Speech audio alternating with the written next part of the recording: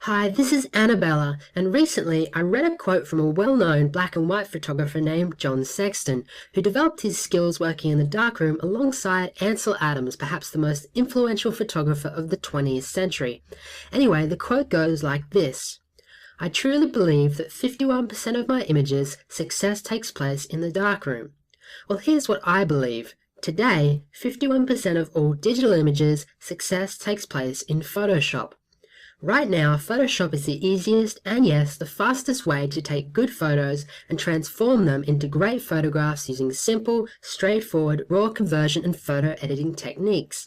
And in this free video, I'm going to show you why and what this means to your photography. And more important, I'm going to show you how you can do it too using Photoshop, and you don't need an expensive camera, you don't need a supercomputer, and you definitely don't need fancy computer skills. But let's back up for a minute. You see, when I was fresh out of university after completing my degree in photography, I got my first job in the industry working as a technician for a professional photographic lab, which for a photographer was like being a kid in a candy store. I had access to the best photographic equipment money could buy. I'm talking about millions of dollars worth of high-tech machinery right at my fingertips. From high-resolution film scanners, digital LVT film recorders, to large format LED photographic printers, just to name a few. And here's the verdict that I kept coming back to. No matter what equipment I used, the difference between a good print and a bad one came down to one influencing factor: Adobe Photoshop. In image after image, Photoshop did two things really well. It helped me convert everyday images into high-quality commercial prints, and it helped me restore cherished memories for family photo albums. Of course, I suppose if you can only do two things well, those are two pretty good things. So let's start off by talking about why photos don't always turn out as planned and what you can do right now to rescue them. But first, let me ask you a question. You're a passionate photographer, right? You want to travel the world with your favorite camera, taking great photos, capturing those magic moments of your children at play, and preserving your family's memories for future generations. And you've seen the latest photographs from big-name photographers in our industry over the last few months. So as a photographer, can you tell me the last big, and I mean big-name photographer that didn't use Photoshop? Exactly, and there's a reason for that. Photoshop is more than just a piece of software. It's a place where creativity and ideas are realized and rewarded. In essence, Photoshop is the digital equivalent of the traditional darkroom.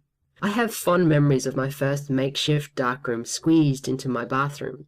Photography has come a long way since then, and although the tools and technologies have changed, the fundamentals of photography still remain the same, but with one exception.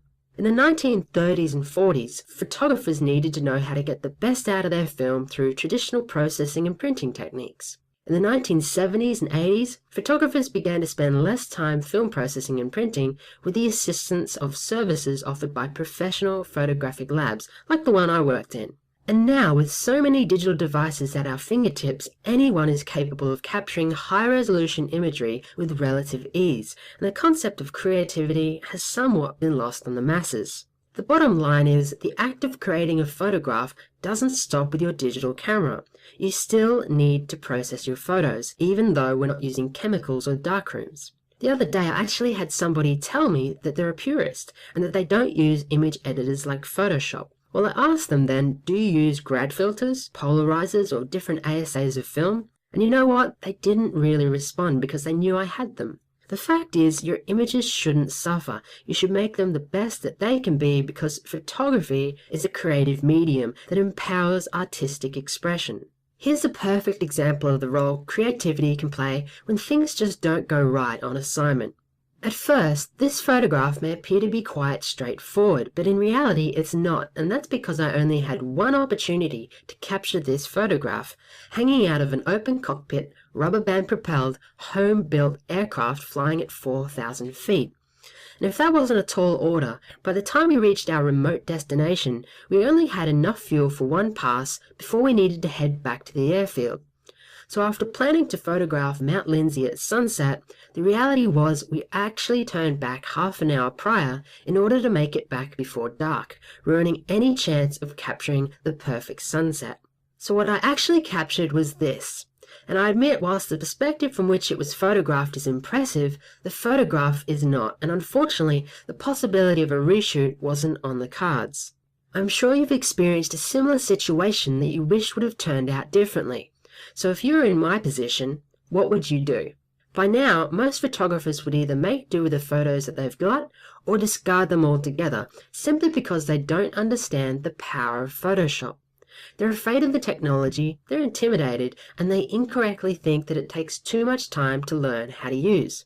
Well, trust me, all of those assumptions are dead wrong. And Photoshop on the surface may appear to be quite daunting at first, but here's the good news. You only really need to know how to use a handful of features and tools to easily start improving your photos. And I'll prove it. So the first thing I decided to do with this photograph was to create the feeling of a late evening sunset, just as the Earth's shadow is cast across the horizon. To do this, I created a mask to isolate the majority of the sky and then introduced a new gradient layer that would reproduce the appropriate hues and tonal values.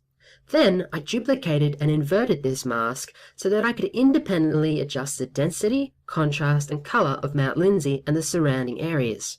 Not bad, but I felt as though something was still missing, which is why I included the moon.